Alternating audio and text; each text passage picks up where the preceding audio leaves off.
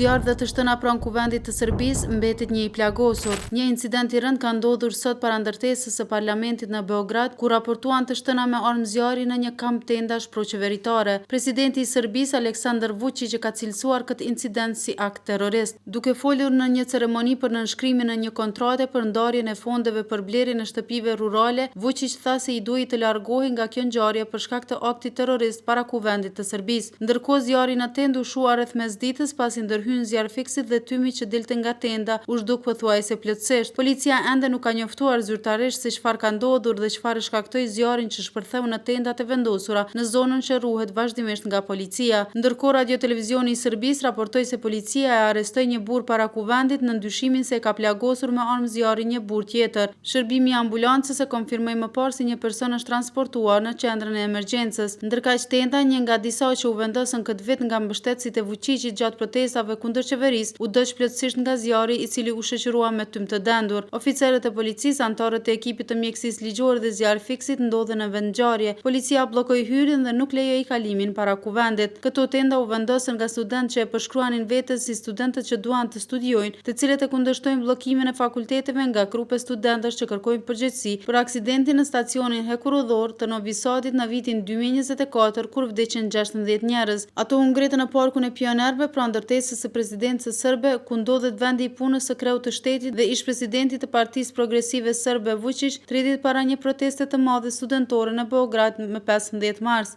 Zona e këtij parku prej atëherë ka qenë e paarritshme për përdorim publik, e rrethuar nga një gardh metalik dhe e ruajtur vazhdimisht nga policia.